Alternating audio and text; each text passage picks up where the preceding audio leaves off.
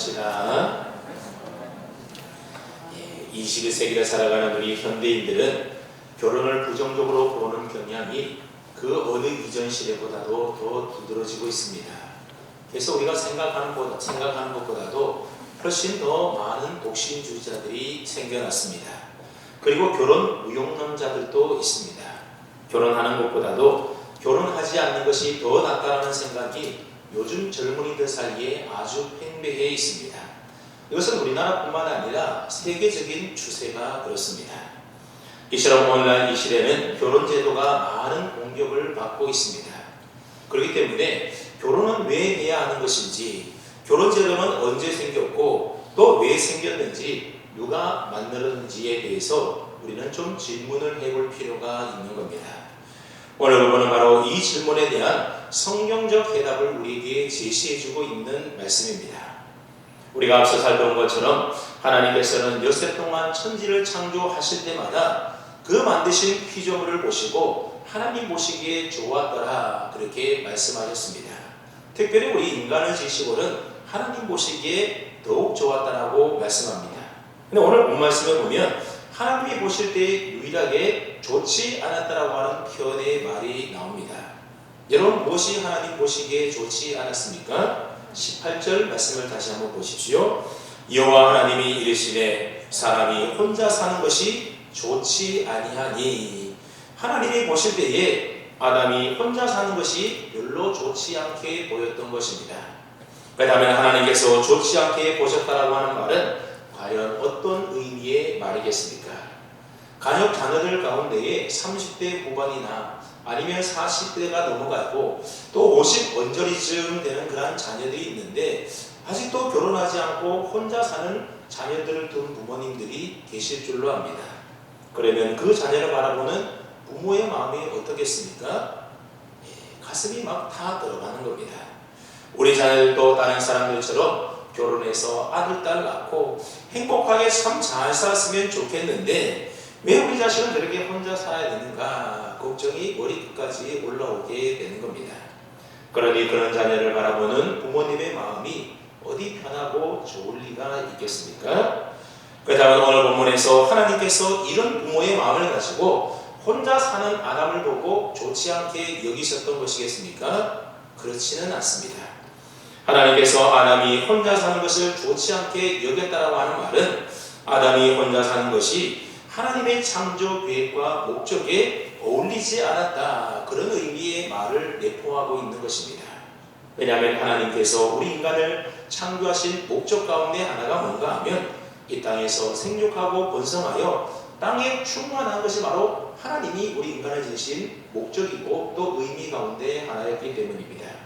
근데 아담이 혼자 사니 어떻게 생육하고 번성하며 땅에 충만할 수가 있겠습니까?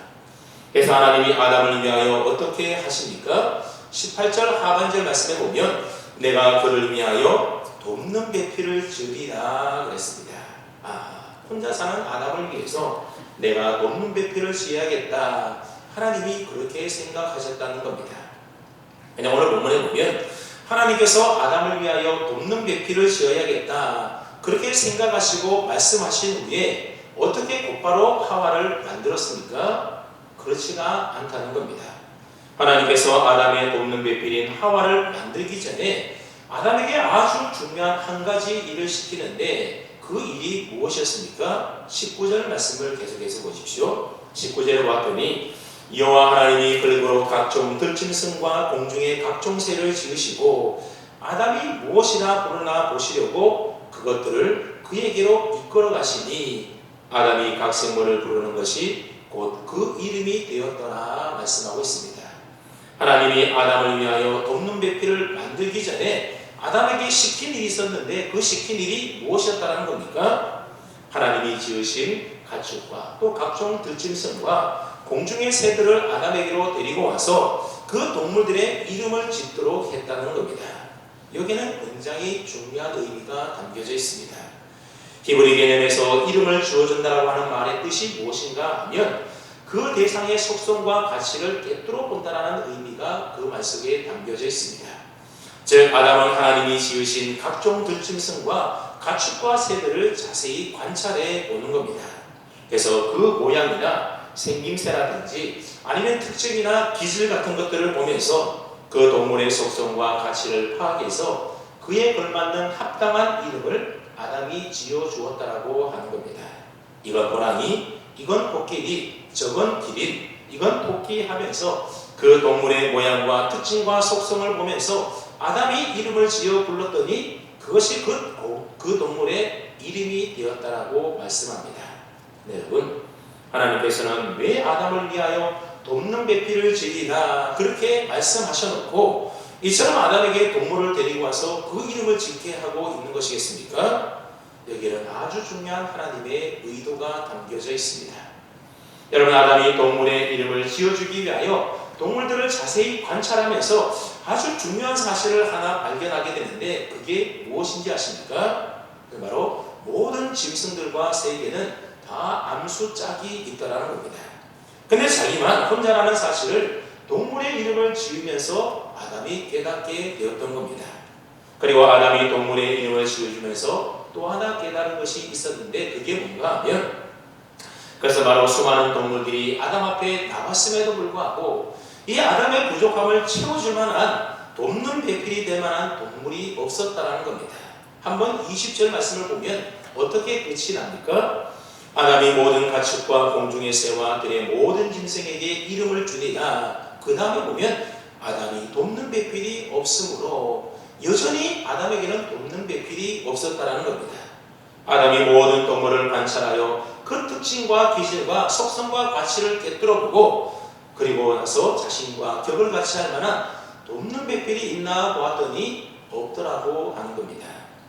요즘 많은 사람들이 반려동물을 기르지 않습니까? 강아지도 기르고 고양이도 기르고 물고기도 기르고 또 쥐처럼 생긴 햄스터도 기르고 심지어 어떤 사람은 뱀과 같은 파충류도 반려동물로 기르는 사람이 있다고 합니다. 그래서 저희 집에도 반려견이 하나 있습니다.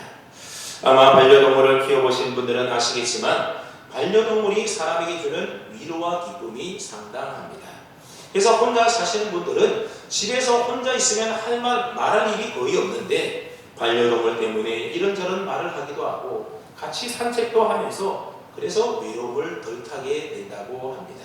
그래서 요즘 반려동물을 키우는 사람들이 참으로 많이 생겨나고 있습니다. 그래서 사람들 가운데는 반려동물이 웬만한 사람보다 훨씬 더 낫다 그렇게 말하는 사람도 있습니다. 네, 여러분, 아무리 반려동물이 우리에게 위로를 주고 큰 기쁨을 안겨다 주고 외로움을 덜게 해주고 그리고 가족처럼 지낸다 하더라도 여러분, 우리 사람을 돕는 배필이 될 수 있는 것은 아니지 않습니까? 그러니 아담이 많은 동물의 이름을 지어주면서 무엇을 느꼈겠습니까? 나에게도 돕는 배필이 있었으면 참 좋겠다. 그런 돕는 배필에 대한 사모하는 마음이 아담의 마음에 생겨났을 겁니다. 하나님은 바로 이것을 노렸던 겁니다. 여러분, 만약 하나님이 아담이 혼자 사는 것을 좋지 않게 여기셔서 돕는 배필을 곧바로 지어줬다라 한다면 어떠했겠습니까? 아담이 자고 일어났더니 옆에 한 여인이 덩그러니 누워 있는 겁니다. 그때 아담이 그 여인을 바라보면서 이는 내 뼈 중에 뼈요 살 중에 살이로다 그렇게 말을 할 수가 있었겠습니까? 아마 그런 말 하지 못했을 겁니다. 왜냐하면 그때까지만 하더라도 아담은 아직 자신에게 돕는 배필이 필요하구나, 왜 나에게는 돕는 배필이 없는 것일까, 그런 깨달음도 없었고 사모하는 마음도 없었기 때문에 그렇습니다. 그래서 하나님은 아담을 위하여 내가 돕는 배필을 지어야겠다 그렇게 말씀하신 이후에 곧바로 하와를 만들어주지 아니하고 각종 들짐승과 새들을 아담에게로 데리고 와서 아담이 그 이름을 짓는 과정을 통하여 돕는 배필에 대하여 사모하는 마음을 아담의 마음에 갖도록 하셨던 겁니다. 그러니까 이 모든 일들이 다 신묘막측한 하나님의 계획 속에서 이루어진 일들이었다라는 겁니다. 그런데 하나님이 우리를 얼마나 인격적으로 대하고 계시는지 이 대목만 보더라도 우리가 짐작할 수 있는 겁니다. 아담은 사모하지도 않았는데 원하지도 않았는데 하나님이 여자를 만들어서 아담과 짝지어주면서 오늘부터 너는 이 여자와 부부가 되어서 한 몸을 이루어서 함께 살라고 한 게 아니었다는 겁니다.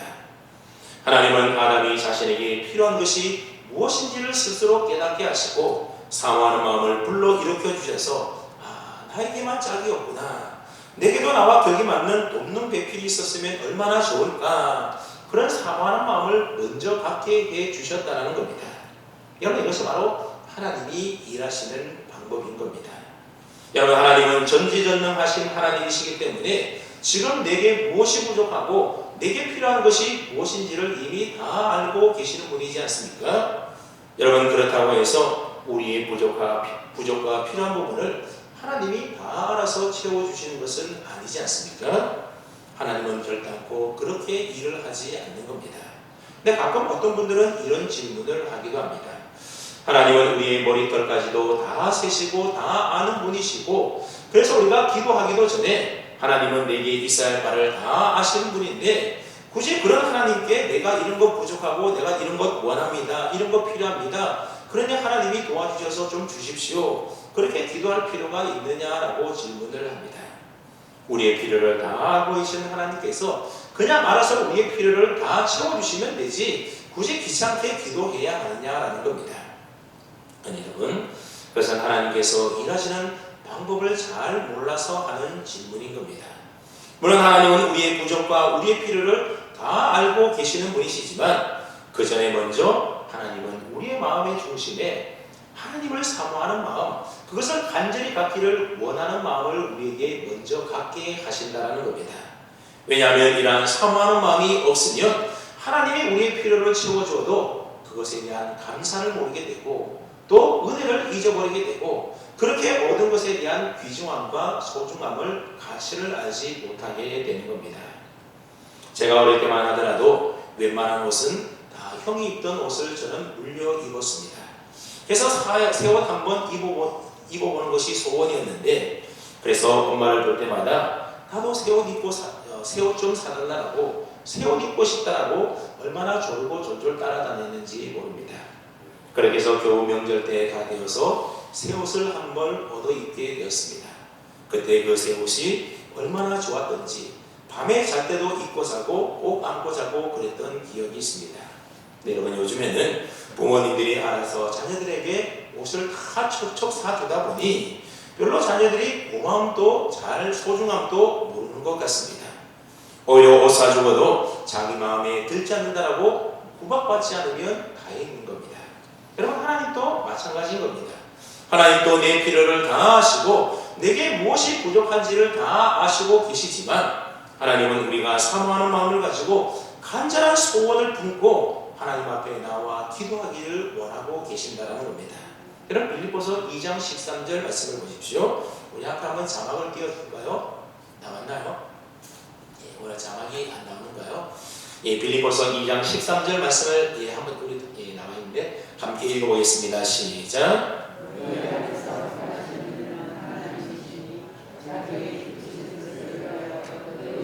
소원을 두고 행하게 하시나니. 아멘. 하나님께서는 자기의 기쁜 뜻을 이루기 위해서 우리에게 무엇을 주신다라고 말씀합니까? 우리 마음의 소원을 주신다 말하고 있습니다. 사모하는 마음, 간절히 원하는 소원을 우리가 먼저 하나님 앞에 기도하게 하신다라고 하는 겁니다. 그래서 하나님은 아담에게 돕는 배필이 필요한지를 아시고 먼저 아담으로 하여금 돕는 배필에 대한 사모하는 마음, 소원을 먼저 품게 하셨던 겁니다. 하나님이 아담이 먼저 원하지 않고 사모하지 않고서는 아무리 아담에게 돕는 배필이 필요하다 하더라도 그것을 소원하는 마음이 없이는 그것을 주지 않았다는 겁니다. 왜냐하면 그렇게 주어서는 그 가치와 소중함을 알지 못하기 때문입니다. 자기가 간절하게 소원하지도 않고 마음에 바라지도 않았는데 하나님이 알아서 척척 채워주게 되면 하나님이 주신 것에 대한 귀중함과 소중함을 알지 못하게 되는 겁니다. 그래서 하나님은 우리 마음에 먼저 간절히 사모하는 소원의 마음을 품게 하신 후에 그 마음 가지고 하나님께 나아가 기도하기를 원하고 계신다는 겁니다. 그래서 에스겔서 36장 36절로 37절 말씀에 보면 이런 말씀이 기록되어 있습니다. 너희 사방에 남은 이방 사람이 나 여호와가 무너진 곳을 건축하며 황폐한 자리에 심은 줄을 알리라. 나 여호와가 말하였으니 이루리라. 주 여호와께서 이같이 말씀하셨느니라. 그래도 이스라엘 족속이 이같이 자기들에게 이루어주기를 내게 구하여야 할지라. 이게 무슨 말인가 하면 무너지고 황폐해졌던 이스라엘을 다시금 하나님이 회복해 주시겠다라고 지금 약속하고 있는 겁니다. 그래서 하나님은 분명하게 말하기를 나 여호와가 말했으니 이루리라. 이 일을 이루어 주시겠다라고 분명히 말씀하셨습니다. 그러니 하나님이 약속하셨으니 황폐한 이스라엘이 회복되는 것이 분명한 일인 겁니다. 하지만 그래도 어떻게 하라고 말씀하고 있습니까? 그래도 하나님이 그 일을 이루어 주기를 너희가 구해야 한다. 기도하라고 말씀하고 있는 겁니다. 오늘 여러분들의 기도 제목은 무엇입니까? 지금 여러분들에게 부족한 것이 무엇이고 여러분들에게 필요로 하는 것이 무엇입니까? 하나님은 우리가 알기 전에 우리의 필요와 부족을 이미 다 알고 계시는 하나님이시지만 그러나 자동적으로 알아서 척척 다 해주시는 분이 아니라는 겁니다. 그러므로 먼저 여러분들의 마음속에 여러분들의 필요와 또 여러분들의 부족한 부분에 대해서 하나님께 소원과 기도의 제목을 품고 사모하는 마음을 먼저 가질 수 있기를 바랍니다. 그리고 사모하지만 마시고 여러분의 소원을 가지고 하나님 앞에 나와 간절히 기도해 보십시오.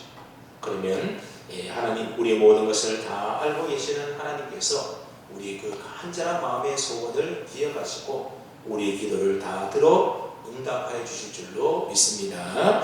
다시 본문으로 돌아와서 이제 하나님은 아담이 동물들의 이름을 짓는 과정을 통하여 자신에게만 없는 돕는 배필에 대하여 사모하는 마음을 갖게 한 이후에 어떻게 하는가 하면 아담을 깊이 잠들게 하십니다.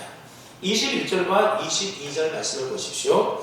여호와 하나님이 아담을 깊이 잠들게 하시니 잠들매 그가 갈빗대 하나를 취하고 살로 대신 채우시고 여호와 하나님이 아담에게 취하신 그 갈빗대로 여자를 만드시고 그를 아담에게로 이끌어 오시니 그랬습니다.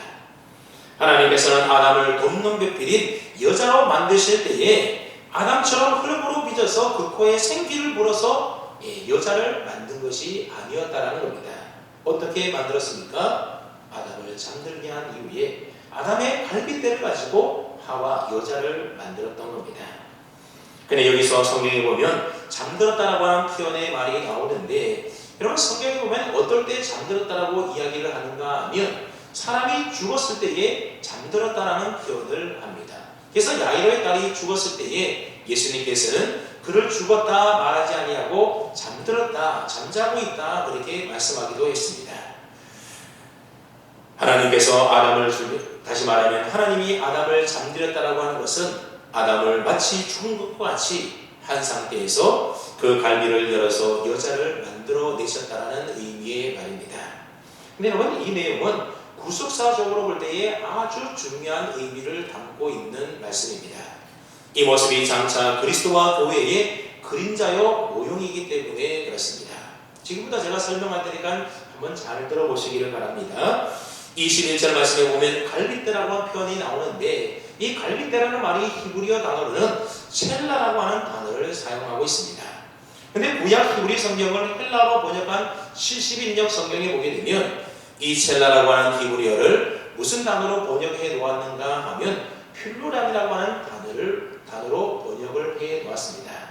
이 필루라고 하는 단어가 무슨 뜻인가 하면 옆구리라는 뜻을 가지고 있습니다. 그러니까 갈빗대라는 말은 옆구리라는 의미와 동일한 의미라는 말입니다. 그런데 이 옆구리라는 뜻의 필루라는 단어가 신약 성경에 보면 어디에 사용되고 있는 단어인가 하면 예수님께서 십자가 위에서 죽으셨을 때에 한 로마군이 창으로 찔렀을 때에 예수님의 옆구리에서 물과 피가 흐르지 않습니까? 이때 그 옆구리가 바로 이 필루라니라고 하는 단어를 사용하고 있다는 겁니다. 여러분 예수님께서 군인이 지른 창에 의하여 그 옆구리에서 물과 피를 다 쏟으시고 죽으셨습니다. 그리고 예수님의 그 죽음을 통하여 이 땅에 뭐가 세워지게 됩니까? 주님의 몸된 교회가 세워지게 된 것입니다. 그리고 성경은 주님의 몸인 이 교회를 가리켜서 뭐라고 또 표현하고 있는가 하면 그리스도의 신부다 그렇게 표현하고 있습니다. 이처럼 주님의 죽음을 통하여 그리스도의 신부인 교회가 탄생하게 된 것입니다. 그런데 한번 생각을 해보십시오. 아담이 잠들어서 죽음의 상태에 이르러서 그의 갈빗대를 통해서 하와가 탄생한 것처럼 주님의 옆구리에서 그리스도의 신부인 교회가 탄생했다고 하는 것입니다. 그래서 사도 바울은 에베소서 5장 22절로 33절 말씀에서 남편과 아내의 이 부부관계를 무엇으로 비유해서 표현하고 있는가 하면 그리스도와 교회와의 관계로서 표현하고 있습니다. 그래서 아내는 남편에게 어떻게 하라고 합니까? 자기 남편에게 복종하기를 죽게 하듯 해라. 그러면서 마치 무엇처럼 하라고 말하는가 하면 교회가 그리스도에게 하듯이 아내도 범사에 자기 남편에게 복종해야 된다, 그렇게 말씀하고 있습니다. 그리고 남편들에게는 아내에게 어떻게 하라고 말씀하고 있는가 하면 아내의 사랑하기를 그리스도께서 교회를 사랑하시고 그 교회를 위하여 자신을 주심같이 해야 된다고 말씀하고 있습니다. 오늘의 시간상 여기에 대해서는 다 설명할 수는 없고 아무튼 하나님께서 직접 만드신 이 두 구의 공동체인 가정과 교회는 상당한 유비적인 관계가 있다는 사실을 우리가 알 수가 있는 겁니다. 그렇게 볼 때 아담의 갈빗대로부터 그의 돕는 배필인 하와가 지어졌다고 하는 것은 그리스도의 죽음을 통하여 교회가 탄생하게 될 것이라고 하는 구속사적인 예표 그림자와도 같은 일인 것입니다. 그리고 크리스천 가정의 부부관계가 어떻게 되어야 되는지에 대하여 잘 설명해주고 있는 말씀입니다. 그래서 23절에 보면 아담이 여자를 보고 뭐라고 말을 합니까? 이는 내 뼈 중에 뼈요 살 중에 살이라 말씀하고 있습니다. 여러분 이게 무슨 말이겠습니까? 간밤에 사라졌던 내 옆구리, 내 생명의 일부가 저기 있구나, 그런 표현의 말인 것입니다. 저기 있는 저 여자는 내 생명의 일부이고 내 옆구리에 있었던 내 살과 내 뼈의 일부분이구나. 그래서 아담은 남자에게서 치앗은 즉 여자라고 불렀다라고 말하고 있는 겁니다. 여러분 한번 생각해 보십시오. 만약 하와를 흙으로 빚어서 그 코에 생기를 불어넣어서 아담처럼 만들었다라고 한다면 내 생명의 일부로 만들어진 존재가 아니라 나와는 처음부터 다른 아예 남이었던 겁니다. 그런데 내 생명의 일부를 가지고 하나님이 만드셨기 때문에 아담이 보는 순간 아는 겁니다. 저 여자는 내 생명의 일부이구나, 내 뼈와 내 살이 저기 있구나 하는 것을 단번에 아담이 알아볼 수가 있었던 겁니다. 그렇게 보면 사람이 첫눈에 반해서 결혼을 하고 콩깍지가 씌어서 결혼을 한다, 그런 말이 어느 정도 이해가 가지 않습니까? 이처럼 하나님은 아담의 생명의 일부를 가지고 아담의 돕는 배필이었던 여자를 만드셨던 겁니다. 그러므로 성경은 결혼이라는 것을 어떻게 말하는가 하면 24절 하반절 말씀처럼 둘이 두 몸이 아니라 한 몸을 이룬다라고 말하고 있는 겁니다. 근본적으로 하와는 아담의 몸에서 나온 생명의 일부이기 때문에 둘은 다른 두 생명이 아니라 둘은 하나의 생명이라는 겁니다. 그래서 부부는 한 몸이고 하나의 생명입니다. 여러분 왜 둘이 한 몸을 이룹니까? 원래부터 한 몸이었기 때문에 둘이 한 몸을 이루어서 산다라고 성경은 말씀하고 있는 겁니다. 그래서 결혼한 부부는 둘이 아니라 한 몸인 것입니다. 이처럼 생명이 하나 되는 것이 바로 결혼인 겁니다. 특별히 여자를 만들 때에 남자 옆구리에 살과 뼈로 만들었다라고 하는 사실은 부부는 배우자를 평생 옆구리에 끼고 살도록 하나님이 만들어주신 존재라는 겁니다. 오늘날 많은 사람들이 배우자에 대한 관심보다도 자녀들에 대한 관심이 훨씬 더 큰 것을 볼 수가 있습니다. 평생 자녀들을 내 옆구리에 끼고 살 것처럼 자녀들에 대한 관심이 배우자에 대한 관심보다도 훨씬 더 크다는 겁니다. 하지만 여러분 이것은 성경적이지가 않습니다. 성경은 배우자에 대하여 훨씬 더 많은 관심을 가져야 한다고 말씀합니다. 하나님께서 평생 옆에 끼고 살라라고 우리에게 붙여주고 보내주는 사람은 우리의 자녀가 아니라 누구라는 겁니까? 내 남편, 내 아내, 배우자라고 하는 겁니다. 여러분, 평생 여러분들이 옆에 두고 살아야 될 배우자를 가리켜서 오늘 본문은 뭐라고 표현하고 있는가 하면 20절에 보면 돕는 배필이다 라고 말하고 있습니다. 여러분 하나님이 짝지어 주신 배필인데 어떤 배필이라는 겁니까? 돕는 배필이라고 하는 겁니다. 하나님께서 내 배우자를 돕기 위해서 나를 내 배우자의 아내로 내 배우자의 남편으로 짝지어 주셨다라고 하는 겁니다. 여기서 돕는 배필이라고 할 때 이 돕다라고 하는 말은 히브리어 단어로 보게 되면 에제르라고 하는 단어를 사용하고 있습니다. 근데 이 에제르라고 하는 단어는 성경에 사용할 때에 누구에게만 사용되는 단어인가 하면 하나님에만 사용되는 단어라고 하는 겁니다. 왜냐하면 우리 인생을 도울 수 있는 분은 오직 하나님 한 분밖에 없기 때문에 그렇습니다. 예를 들어서 시편 54편 4절 말씀해 보게 되면 하나님을 어떻게 표현하는가 하면 하나님은 나를 돕는 이시며 주께서는 내 생명을 붙들어 주시는 이시이다. 그런 표현의 말이 나오게 됩니다. 여러분 여기 보면 하나님은 나를 어떻게 하시는 이라고 말씀합니까? 나를 돕는 자라고 말씀하고 있습니다. 여기서 돕다라고 하는 단어가 바로 히브리어로 에제르라고 하는 단어를 사용하고 있습니다. 그런데 하나님에게만 사용되는 이 에제르라는 단어가 이외적으로 오늘 본문에 보면 사람에게 사용되고 있는 것을 볼 수가 있습니다. 그러니까 남편과 아내는 서로 돕는 배필인데 어떻게 배우자를 도와주는 사람이 되어야 한다는 겁니까? 하나님이 그의 백성된 이스라엘 백성들을 지키시고 돌보시고 도와주는 것처럼 그런 하나님의 사랑의 마음을 가지고 내 남편을 섬기고 내 아내를 섬기고 돕는 배필이 되어야 한다는 겁니다. 그게 바로 건강한 부부 관계라는 겁니다. 여러분 상처 많은 가정, 아픔이 많은 가정의 특징이 무엇인지 아십니까? 그것은 바로 자신을 배우자를 돕는 자로 여기지 아니한다는 겁니다. 오히려 배우자를 자기 욕심을 채우기 위한 수단적인 존재로 생각하는 경우들이 훨씬 더 많이 있습니다. 그래서 계속해서 자기 욕심을 채우기 위하여 상대방에게 배우자에게 뭔가를 요구하고 갈구하게 되는 겁니다. 그렇게 서로의 욕심을 채우기 위하여 서로 갈구하기만 하게 되면 결국에는 핥히고 물어뜯고 상처밖에 남지 않게 되는 겁니다. 성경이 말하는 건강한 결혼생활, 건강한 부부의 모습이라고 하는 것은 내가 배우자의 부족한 부분을 채워주고 도와주는 관계로 하나님이 짝지어 주셨다라고 하는 겁니다. 내가 결혼을 통하여 저 사람의 덕을 보는 것이 아니라 저 사람이 나로 인하여 덕보도록 하나님이 돕는 배필로 우리를 짝지어 주셨다고 하는 사실을 우리는 잊지 말아야 하는 겁니다.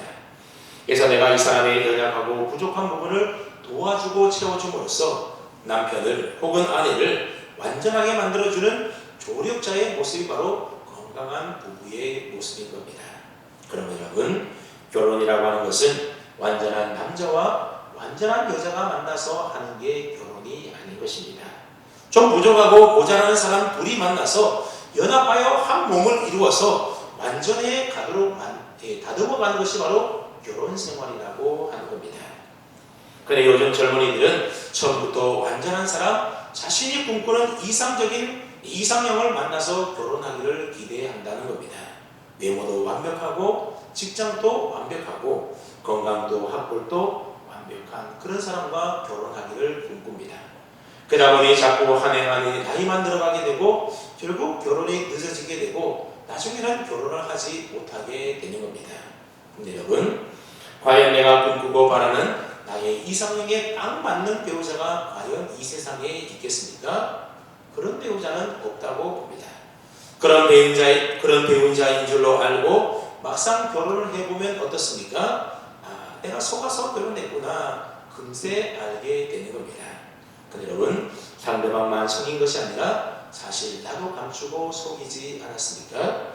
그렇기 때문에 결혼이라고 하는 것은 이것저것 조건을 따지고 이것저것 되다 보면 결국 할 수가 없게 되는 겁니다. 어느 날 콩깍지가 씌워져서 상대방이 무작정 좋아져서 그래서 아무런 계산 없이 해야 되는 게 바로 결혼인 것입니다. 이 사람은 하나님이 나에게 짝주어진 배필이구나. 저 사람의 부족한 부분이 있으면 내가 채워주고 도와줘야 되지. 그런 믿음을 가지고 결혼을 하는 것입니다.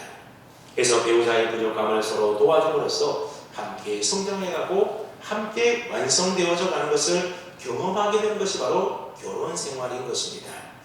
혹 나의 배우자로 인하여 고통스러운 아픔을 느끼고 또 깊은 절망감을 느낄 때도 물론 있을 수 있겠지만 그런 배우자로 인하여서 오직 주님께만 소망을 두고 다시 오실 주님을 기다리며 나를 다듬어가면서 믿음의 성숙계로 나아가는 것, 그것 또한 우리 그리스도인들의 결혼 생활의 모습이라고 하는 겁니다. 그래서 오늘 본문에 보면 행복한 결혼 생활, 멋진 부부 관계를 이루기 위해서는 두 가지 조건을 우리에게 제시해주고 있는데, 첫 번째 조건이 무엇인가 하면 24절 말씀을 함께 읽어보겠습니다. 24절입니다. 시작.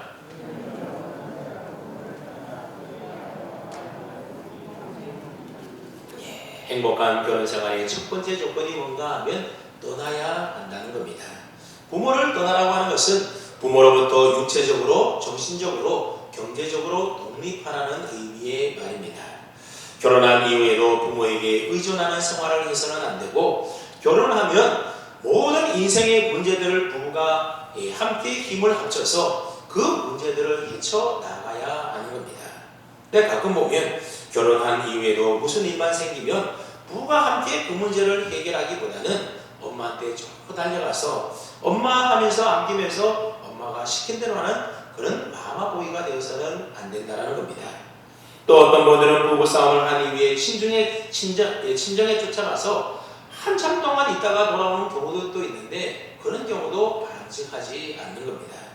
부부싸움을 하면 한 몸이 된 부부끼리 그 문제를 해결해야 되지, 친정으로 피신해서 부모 밑에 숨는 것은 행복한 결혼 생활이라 할 수가 없는 겁니다. 결혼 전에 혹시 부모님에게 경제적으로 도움을 받으며 살았다 할지라도 결혼 이후에는 경제적으로 독립해서 힘들어도 부부가 그 어려움을 헤쳐나가야 하는 겁니다. 근데 결혼했음에도 불구하고 경제적으로 독립하지 못해서 부모님에게 도움을 요구해서는 안 되는 겁니다. 그래서 성경은 우리에게 부모를 떠나라고 말씀하고 있습니다. 근데 결혼 후에 떠나야 하는 것은 부모뿐만이 아니라 결혼 전에 가지고 있었던 우리의 모든 사고와 가치관과 우리의 습관까지도 다 떠나보내야 하는 겁니다. 그렇지 않으면 두 사람의 결혼 생활이 결코 원만해질 수가 없게 되는 겁니다. 서로 다른 두 세계가 만나서 서로 다른 세계를 이루어가는 것이 바로 결혼이지 않습니까? 근데 결혼했음에도 불구하고 결혼 전에 가지고 있었던 내 생각들, 또 내 가치 판단들, 사소한 습관들을 나는 하나도 포기하지 못하겠다면서 그것을 끝까지 고집하게 되면 결국 행복한 결혼 생활이 되지 못하는 겁니다. 가장 중요한 하나님을 믿는 신앙 이 한 가지를 제외하면 배우자를 위하여 나의 모든 것들을 포기하고 떠나보낼 수 있는 마음이 우리에게 있어야 하는 겁니다. 그래야 결혼이 행복할 수가 있는 겁니다. 그러므로 잘 떠나는 자가 행복한 결혼 생활을 만들어갈 수 있다는 겁니다. 근데 가끔 우리 주변에 보면 결혼 전에 가지고 있었던 나쁜 습관을 떠나지 못해서 어려움을 겪는 가정들이 있지 않습니까? 또 결혼 전에 깨끗하게 청산했어야 된 인간관계를 청산하지 못해서 가정의 위기를 맞는 그런 가정들도 있습니다. 그러므로 행복한 가정을 위해서라도 결혼 생활에 걸림돌이 되는 모든 것들을 과감하게 다 떠나보내야 하는 겁니다. 그래야 행복한 결혼 생활을 유지해 나갈 수가 있다는 겁니다. 그래서 오늘 본문에는 결혼한 부부에게 내 부모를 떠나라고 말씀하고 있는 겁니다. 행복한 결혼 생활의 두 번째 조건은 부부 사이에는 부끄러움이 있어서는 안 된다는 겁니다. 25절 말씀해 보십시오. 아담과 그의 아내 두 사람이 벌거벗었으나 부끄러워하지 아니하리라 말씀하고 있습니다. 아담과 하와가 벌거벗었지만 서로를 볼 때에 부끄럽지 않았다는 겁니다. 즉 부부 사이에는 모든 것을 다 보여줘도 부끄럽지 않아야 한다는 겁니다. 왜 그렇습니까? 여러분, 대형 거울 앞에 비춰진 벌거벗은 자신의 몸을 보고 부끄러워할 사람이 있습니까? 그런 사람은 아마 아무도 없을 겁니다. 왜냐하면 거울에 비춰진 그 벌거벗은 몸이 바로 내 몸이기 때문에 그렇습니다. 내가 나를 볼 때는 나의 부끄러운 모습도 부끄럽지 않게 여겨지는 겁니다. 앞에서 말한 대로 여자는 남자의 갈빗대로 만들어졌기 때문에 부부는 한 생명이 된 한 몸이고 하나라고 분명히 말씀하고 있습니다. 즉 나의 배우자가 곧 나이고 내가 곧 나의 배우자인 것입니다. 그렇기 때문에 부부는 벌거벗었어도 부끄럽지 않는 것입니다. 근데 이것은 우리의 육체뿐만이 아니라는 겁니다. 부부로 살아가다 보면 서로의 단점과 약점, 서로의 허물과 연약함이 다 보이지 않습니까? 그것들을 들춰내거나 그것을 부끄럽게 여겨서 숨기지 않아야만 행복한 가정생활, 부부생활을 해 나갈 수가 있는 겁니다. 여러분, 아담과 하와가 범죄하여 죄가 들어오게 되자 제일 먼저 나타난 현상이 무엇이었습니까? 부부 사이에 서로 자기의 몸을 가리는 일이었습니다. 자신의 부끄러운 부분을 보여주기 싫어하는 겁니다. 왜 그렇겠습니까? 행여나 나의 모습이 상대방에게 놀림이 되어 나의 수치심이 될까봐, 그래서 내가 조롱거리가 될까봐 감추고 가리고 숨겼던 겁니다. 근데 여러분, 그런 부분은 건강한 부부가 아닌 것입니다. 부부가 살아가다 보면 때로는 서로의 연약함이 보이고 수치스러운 부분이 보인다 할지라도 그것을 받아주고 용납해주고 안아주고 부끄러운 부분을 다 여기줄 때의 건강한 부부가 되는 겁니다. 왜 그렇게 해야 됩니까? 배우자는 나와 같은 한 몸이고 하나의 생명이기 때문에 그렇습니다. 그 사람의 부끄러움이 곧 나의 부끄러움이기 때문에 우리는 다 가려주고 덮어주고 용서하고 용납할 수 있어야 하는 겁니다. 사랑하는 성도 여러분, 여러분의 가정은 평안하고 행복하십니까? 아니, 평안하고 행복하기를 원하십니까? 우리의 가정이 평안하고 우리의 삶이 행복하려면 부부 사이가 무엇보다도 좋아야 하는 겁니다. 결혼 생활이 건강해야 하는 것입니다. 부부 사이가 나쁘고 결혼 생활이 건강치 못하면 아무리 돈이 많고 호화로운 삶을 살아간다 하더라도 그 가정은 불행하고 그 삶은 고통스러울 수밖에 없는 겁니다. 하나님은 우리 믿음의 성도들의 가정이 행복하기를 원하고 계십니다. 그래서 부부가 행복한 결혼 생활에 나가기를 하나님은 원하고 계십니다.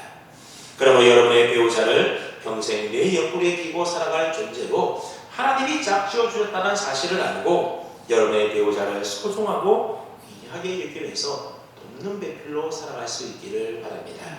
그리고 둘이 한 몸이 되어서 서로의 단점과 약점과 허물을 덮어주고 가려주고 용납해주며 살아가므로, 그래서 아담이 노래했던 것처럼 내 뼈 중에 뼈요 살 중에 살이라고 하는 이 고백이 여러분들의 배우자를 향한 여러분들의 고백이 다 될 수 있기를 축복합니다. 한 가지 덧붙이자면, 여러분의 자녀들 가운데 혹시 홍기가 찼는데 아직 결혼하지 않는 자녀분이 혹 계신다라고 한다면 여러분 너무 걱정하지 마시고 하나님께 기도할 수 있기를 바랍니다.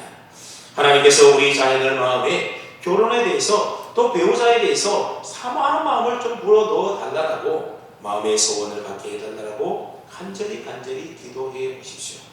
그러면 우리 마음의 소원을 두고 행하시는 하나님이 은혜를 주셔서 귀한 믿음의 돕는 배필을 분명히 만나게 해 주실 것입니다. 빨리 우리 성도님들의 가정이 성경적 결혼 원리에 합당한 믿음의 가정 되어서 날마다 행복을 누리며 사시기를 바라고, 또 여러분들의 자녀들 또한 그러한 축복된 가정, 축복된 결혼 생활에 나가는 은혜가 있기를 주님의 이름으로 축원합니다. 아멘. 하나님 아버지,